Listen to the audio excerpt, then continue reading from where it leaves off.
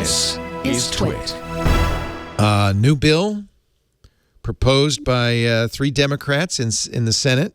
This is the beginning. I think we're going to see a lot of this stuff. And I'm not sure if this is posturing or if it's really serious intent.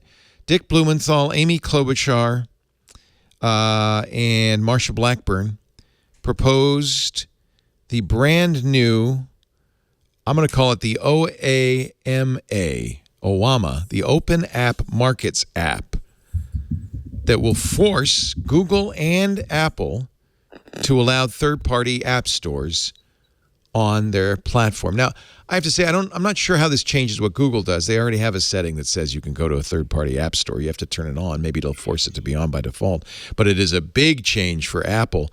And man, I can see Apple just hating this idea. Remember, introducing it in the Senate, if you remember your Schoolhouse Rock, it's just a bill on Capitol Hill. It's not a law until it's passed by the Senate, passed by the House, reconciled, and then given to the president for signing. So we're still a long way off from it being a law. And I don't know what the prospects are, but wow, this is the beginning, I think, of some very aggressive control over Apple and Google, and particularly over Apple. What do you think, Owen?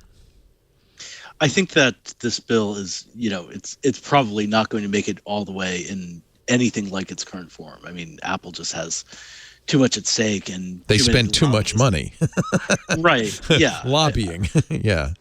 Yeah.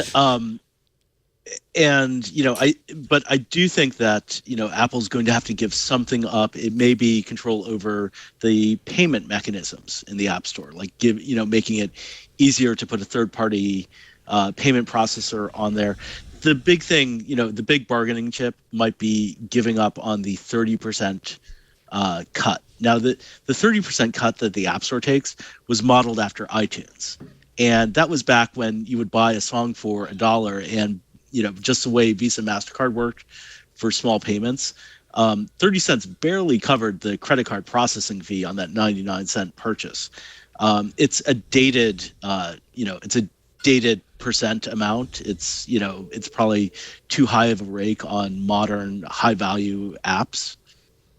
So I think that definitely might be on the table. Google takes the same. Both companies offer cuts for subscriptions after a year and so forth. But I have to point out, that's the cut Xbox and Sony take from their app stores. I think Steam takes the same cut. It's more of an industry standard, maybe because Apple's established it as an industry standard. Yeah, which is by the way a good indicator of an oligopoly, right? If there's no incentive to compete and offer a better, right? No one's coming along and saying like, hey, we've got an app store with a lower take, so developers, come jump on this app store. Oh, that's actually a good point. I mean that's an antitrust thing, isn't it? Apple, right? Yeah, that's a very good point. There's no market mechanism here that's forcing Apple or Google to offer a lower rate. And part of it is that they do offer great market access. Getting your app in the App Store means instant distribution to more than 100 countries and more than 1 billion devices. And that's an enticing proposition for a lot of developers. But it doesn't work for everyone. You see this in the Fortnite trial going on right now. It is really confusing because in the game console world, you do have this 30% take, and that's basically, justified because of the economics of console video gaming.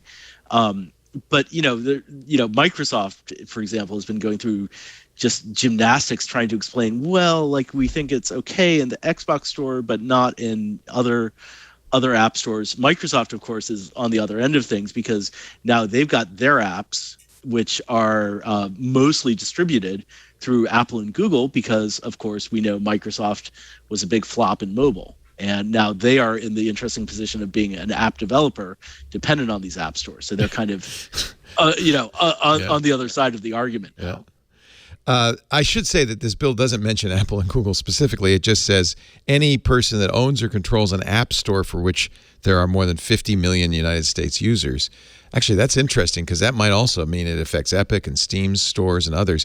It does say not only do you have to eliminate the monopoly, but you also have to allow third-party in-app payment systems. That that's exactly what Epic wants from Apple, right? We want a store on iOS, and we want to be able to have payments for things like Fortnite go through our store, not go through Apple, so there's no cut. So how do you write a law that covers, PlayStation and iPhone? Yeah. And, like right now, it kind of treats them as the same thing. I mean, this could wreck the console, the console market. It also, as written. Apple has privacy things that app developers can't contact the purchaser directly. That is also covered in this. They call it interference with legitimate business communications. A company shall not impose restrictions on communications of developers with the users of an app through the app. Apple has a lot of strictures on what an app developer can do talking to his users. In fact, they don't let you know who your users are, really. I mean, any good developer is going to figure out kind of a way around tricks. Well, like you get them to give an email address, and then you Right. get their email address, Right. and then it doesn't matter what Apple says. Yeah, well, Apple's pretty, under the guise of protecting privacy, they work pretty hard. What are the chances of this, Mike? Is it a long shot, this bill? No, I don't think it's a long shot at all. I think it's very possible that something like this will actually become law. Times are changing. I think, this is one of the few areas where Republicans and Democrats generally agree. Let's all just screw Silicon Valley for different every way reasons. we can. For different reasons. Sure, but anything that suppresses their power, I think on both sides of the aisle, everybody's happy about it. I will say one thing. Google is clearly not a monopoly power. They don't have a monopoly power in. They have another version they just give away, and lots of, we all know about that. And the question Samsung has a stores. Others have third-party stores on their phones. Google. The question I don't think the industry has really answered, or the courts have not really answered, is that in the world of iOS, is the iOS world the market? And if it is, obviously, Apple has a perfect monopoly and should be regulated as such, or broken up, or something should be done about it. If that's the market, that's a monopoly. Or are they not a monopoly because the market is actually the smartphone world instead of just the iOS world? So it's an unresolved question. I tend to think that Apple is a monopoly, and that the market is the iOS market, because there's no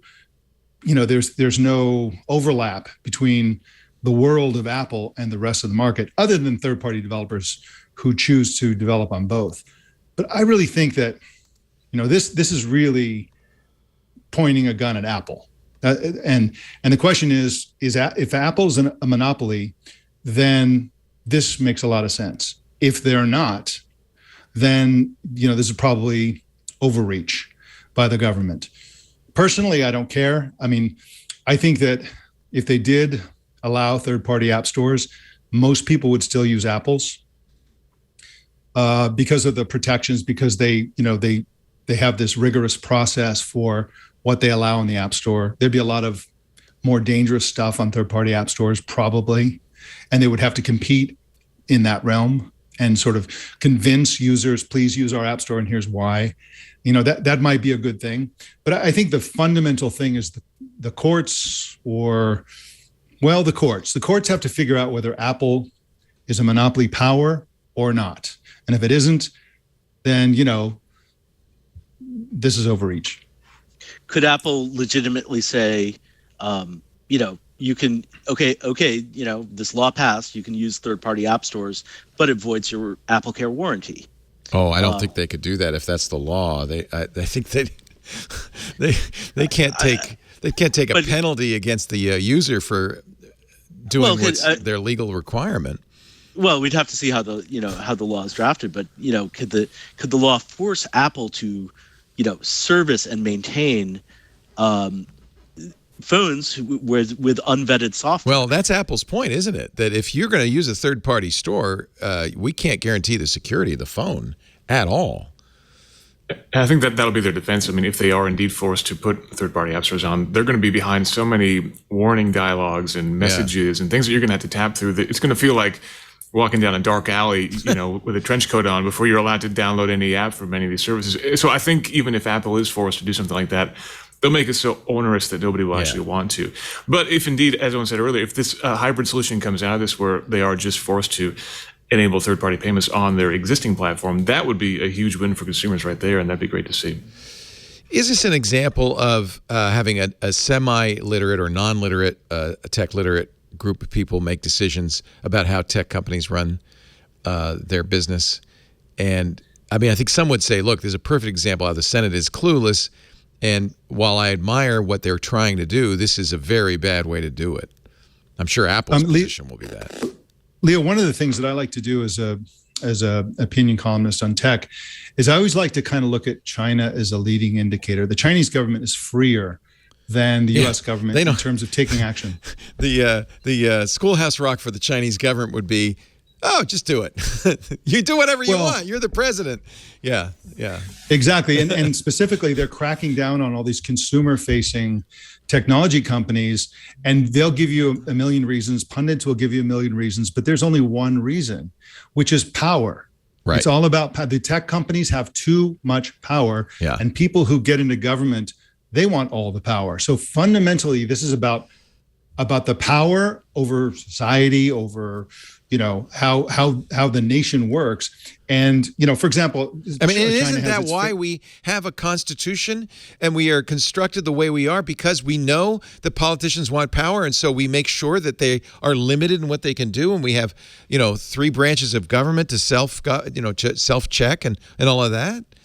But the founders never imagined a world in which corporations would basically be running almost everything. Yeah. But I think they did imagine a world where, like King George III, government has too much power, so they introduced all these checks and balances to slow down and constrain what politicians could do. But power, do you think politicians need more power? No, but power in comparison to citizens, right? That's it's like how much power does a citizen have versus the government? That's the power they focused on. That's the only one they were aware of, not the power of trillion-dollar corporations. Who are lobbying? They probably never thought of that. I suppose. Never conceived of such a thing. Yeah, I mean, the British West Indies Company was powerful, but it wasn't exactly culturally dominant. So that makes a lot of sense. All right, well, this is going to be over the next 10 years or whatever, next few years. It's going to play out very interestingly as Congress does more and more to limit tech.